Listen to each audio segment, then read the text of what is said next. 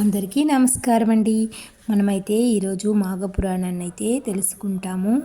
ఈ మాఘపురాణంలో దిలీప చక్రవర్తి వశిష్ఠ మహర్షుల్ని మీరు మాకెంతో గురు మీ ద్వారా నేను ఎన్నో పుణ్యకథలు విన్నాను, లెక్కలేనన్ని శుభకార్యాలు నా చేత చేయించినారు. రామాయణం భారత భాగవతాలన్నీ నాకు ఎన్నో తెలియపరిచిన మహానుభావులు.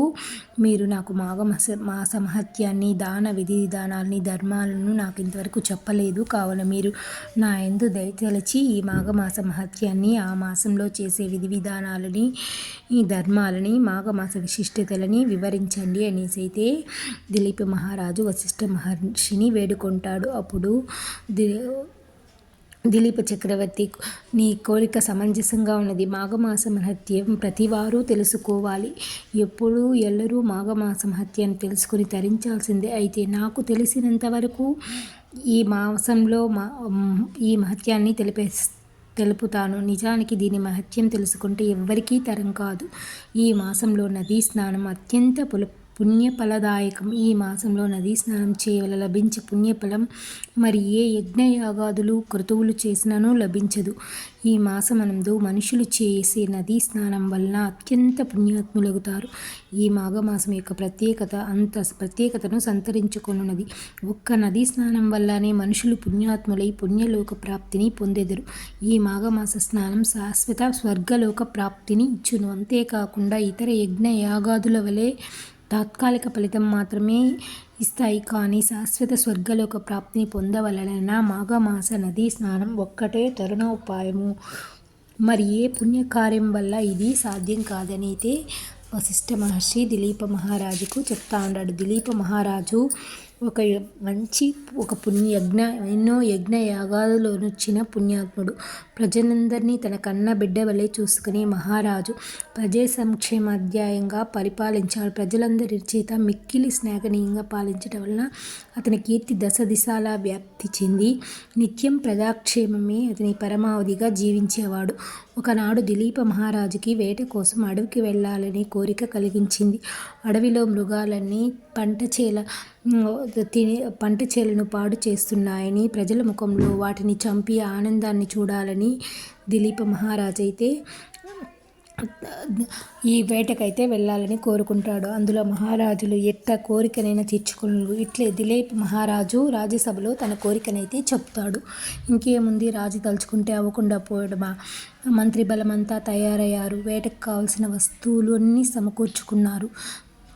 ఒక శుభముహూర్తం నాడు దిలీప మహారాజు వేట దుస్తులు ధరించి సైన్య సమేతుడై వేట కోసమైతే అడవికి బయలుదేరుతాడు. దిలీప మహారాజు వేట కోసం ఎంచుకున్న అడవి మిక్కిలి క్రూరజంతమైంది, మరి భయంకరమైంది. దట్టమైన అరణ్యం నుండి క్రూర జంతువులు గ్రామాలపై పడి పశువులను, మనుషులను చంపి నానా బీభత్సాలు చేస్తూ ఉండేవి. కనుక దిలీప మహారాజు వేటకు వెళ్ళాలని నిశ్చయించుకున్నాడు. అడవి సమీపమున్న గ్రామాలకు క్రూర జంతువుల బెడత తప్పించి ఆ గ్రామ ప్రజలలో ముఖాల్లో సుఖ సంతోషాలను, ఆనందాలను చూడాలనుకుని దాని పర్యవసానమే ఈ వేట ప్రయాణం అనేది. అరణ్యంలోకి ప్రవేశించిన దిలీప మహారాజు క్రూర మృగాలను కనపడకుండా చెట్ల చాటున, పొదల చాటున రహస్యంగా పొంచి ఉండే క్రూర మృగాలన్నింటినీ చంపేశాడు. అతని పరివారం కూడా అదే పనిలో నిమగ్నమైపోయారు.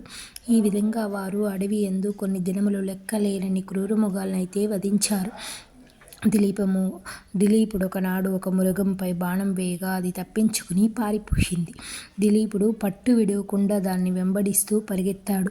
ముందు మృగము, వెనక దిలీపుని వెంట అతని పరివారం పరిగెత్తసాగింది. పారిపోయిన మృగం పరుగున ఒక దట్టమైన కీకారణ్యంలోకి ప్రవేశించింది. పరిగెత్తిన దిలీపుడు అలసిపోయాడు. చాలాసేపటికి దాహం కోసం చుట్టూ చూశాడు.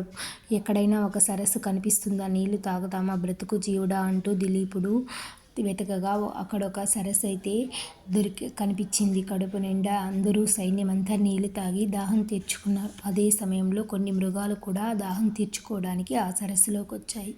ఇది గమనించిన దిలీపుడు అతని పరివారమంతా వాటిని వధించి చంపి చిత్రమైన వాటి చర్మాలను ఒలిపించి తమ గుర్రాలపై వేసుకుని అందరూ తిరుగు ప్రయాణమైతే చేశారు. వేట నుండి తిరిగి వస్తున్న దిలీప మహారాజుకు మార్గమధ్యంలో ఒక బ్రాహ్మణుడు ఎదురయ్యాడు. ఆ బ్రాహ్మణుడు మిక్కిలి బ్రహ్మ తేజస్సుతో వెలిగిపోతూ ఉన్నాడు. సర్వజ్ఞానిలా ప్రకాశిస్తూ ఉన్నాడు. ఆ వృద్ధ బ్రాహ్మణి ముఖ వర్చస్సునందలి బ్రహ్మ తేజస్సుకు ఎవ్వరైనా ఆకర్షితులవ్వాల్సింది.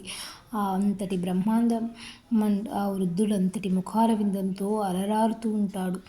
అతని ముఖం చూడగానే ఎవరికైనా చెయ్యెత్తి నమస్కరించాలనే భావన పుడుతుంది. దిలీప మహారాజు కూడా అతని ముఖ వర్చస్సుకు బ్రహ్మ తేజస్సుకు ముగ్ధుడైపోయి తన చేతులతో నమస్కరించి, ఓ వృద్ధ బ్రాహ్మణ పండితోత్తమ, నీ దర్శన భాగ్యంతో మా జన్మ ధన్యమైంది. నేను ఈ రాజ్యానికి అధిపతిని. నన్ను దిలీప చక్రవర్తి అంటారు. నన్ను ఆశీర్వదించండి స్వామి అంటూ ఆ వృద్ధ బ్రాహ్మణ్ణి కోరాడు.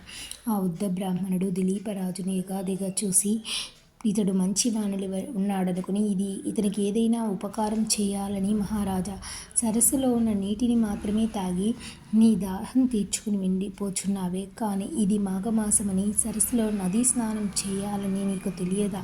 నీకు మాఘమాస మహత్యం గురించి ఎవ్వరూ చెప్పలేదా?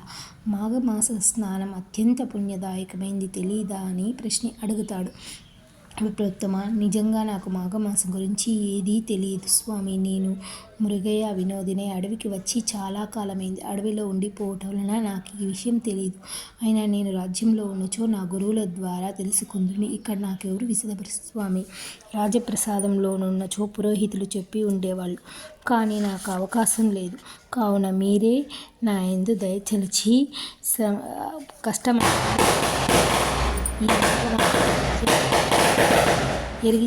చెప్పాలని ప్రార్థించుచున్నాడు. అట్లయినచో రాజా, ముందుగా నువ్వు పోయి సరస్సులో స్నానమించి శుచిగా పవిత్రుడయ్యము పిమ్మట మాఘమాస మహత్యం తెలుసుకునే విధానాన్ని విన్నవించేస్తాను అని అంటాడు ఆ వృద్ధ బ్రాహ్మణుడు. అంతటా రాజు సరస్సులోపై స్నానం ఆచరించి శుద్ధుడై ఈ విప్రుని దగ్గరికి అయితే వస్తాడు. ఆ వృద్ధ బ్రాహ్మణుడు దిలీప చక్రవర్తిని దీవించి, రాజా, ఇక్ష్వాకు వంశ కుల గురువైన వశిష్ఠ మహర్షుల వారు తరచూ నీ దగ్గరికి వస్తుందురు కదా. ఆయన కడు తపోసంపన్నుడు, సకల శాస్త్ర సిద్ధి దిట్ట, సర్వజ్ఞాని. ఆయన నాకంటే వినసొంపుగాను విపులంగాను మాఘమాస విశిష్టతను గురించి వివరించగలడు. నేనా వృద్ధుడైతిని.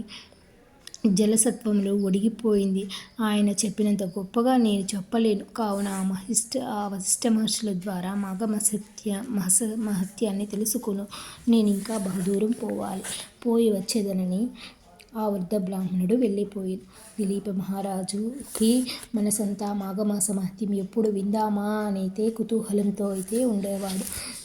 అదే జ్ఞాపకం రావటంతో నిద్ర పట్టక ఆ రాత్రి గడిపాడు. మరునాడు ఉదయాన్నే సైన్యాన్నంతా ఒడ్డ చేర్చుకొని తన రాజ్యానికి వెళ్ళి కాలకృత్యాలు తీర్చుకుని సూర్యవంశులైన గురువు అయిన వశిష్ఠుల వద్దకు చేరాడు. ఈ సమయమందు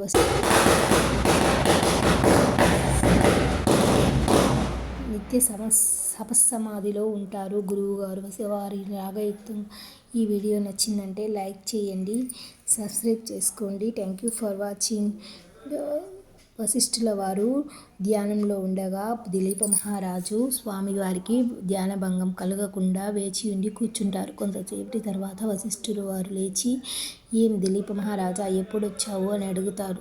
ఈ వీడియో నచ్చితే లైక్ అండ్ సబ్స్క్రైబ్.